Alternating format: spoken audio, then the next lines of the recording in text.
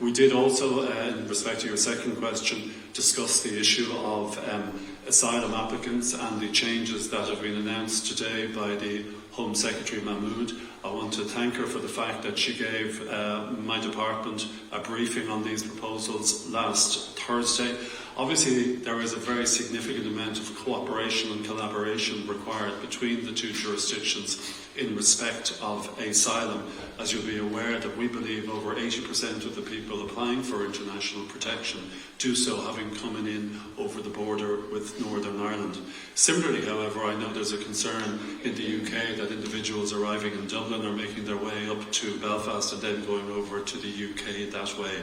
So what it does indicate to me is that there has to be significant cooperation between both jurisdictions in respect of it.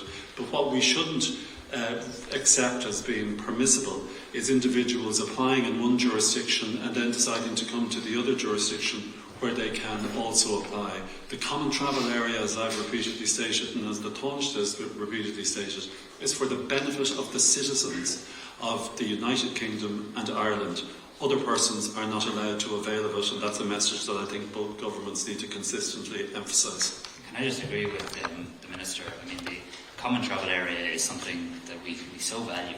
It's really at the cornerstone of the relationship between Ireland and the UK. It works in such a practical way on a daily basis. It's something that we all worked so hard to protect and maintain during Brexit. The common travel area was never intended to play a role in terms of asylum seekers.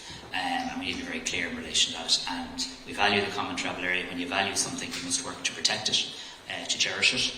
And it makes absolute sense for the two governments to work closely together. And I must say, I'm so pleased to hear from our Minister for Justice that there was early heads up, if I can call it that, in terms of what the British government is considering. And that certainly is in a welcome and stark contrast to what happened in the past with previous British governments and the consequences that potentially had, and did have, in fact, in our country too.